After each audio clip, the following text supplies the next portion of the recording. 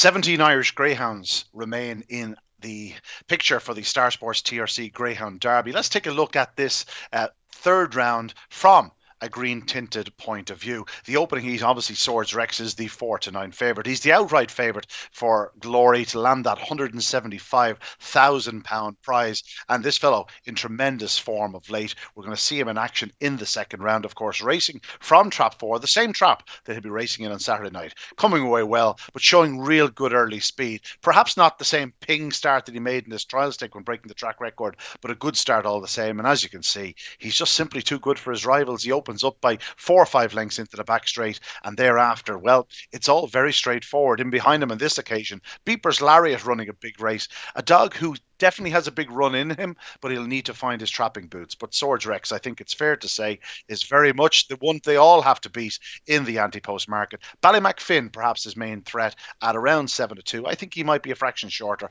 on Saturday night, but Swords Rex remains the one to beat. On to the second heat, and where Ireland have another hot favourite in the form of Clonagh at 8-13. Of course, the track record holder completely missed the kick in the second round, but came through to finally get the better of Savannah Titan and Ballymacfin. He'll need to trap a bit better on this occasion, especially with the likes of Beeper's Lariat and Fate Point Susie on his inside. But Clonagh expected to come home in front for Graham Holland.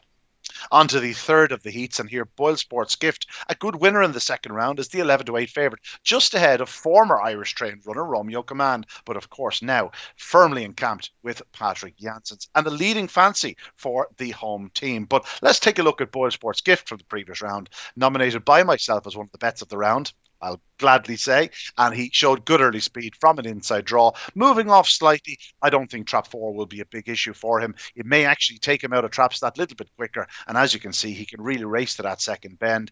I think he'll play a big part in proceedings once again. On this occasion, Boyle Sports Gift drawing clear to win by 5 lengths in 29.11, and Paul Hennessy has a very, very good habit of getting dogs to the latter stages in the English Derby. Remember, he had 2 in the final in 2022. On to the fourth of the heats, where Ballymacmarino is the warmish favourite for at 2-7 for Liam Dowling, the juvenile classic champion. Foot perfect basically in his previous 2 outings in the competition, clocking 28.86 and 28.17. More of the same, please. If he does do things right in the early yards, he'll be very hard to contain.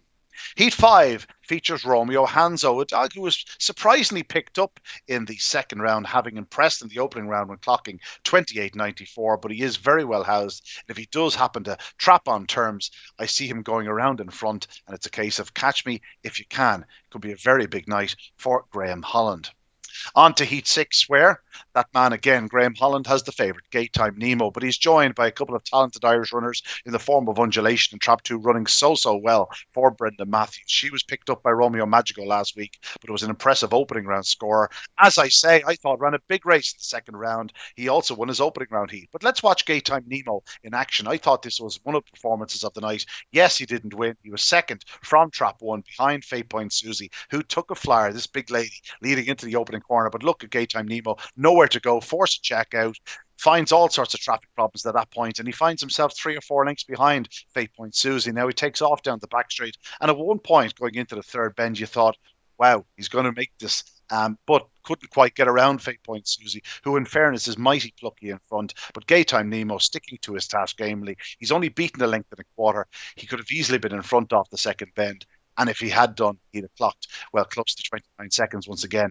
Much will depend whether he can out-trap Undulation or perhaps get up or inside into the opening corner, but I'd expect him to play a big part in proceedings, as I would Undulation. And just don't be surprised if, as I say, runs a huge race at 16-1.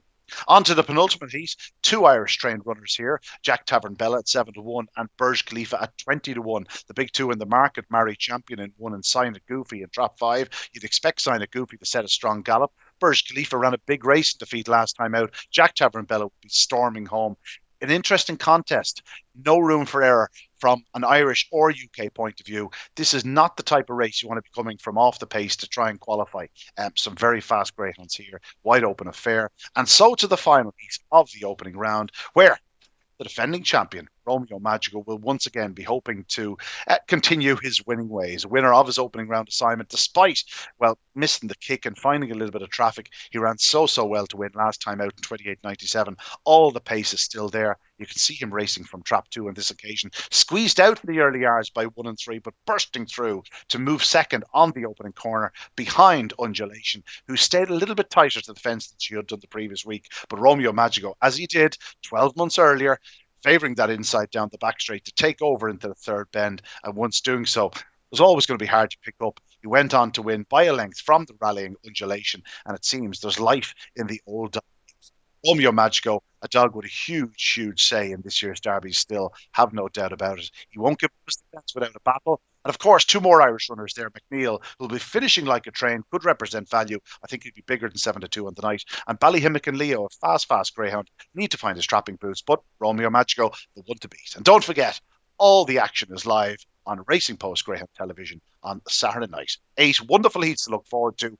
A great battle to get in to the final 24.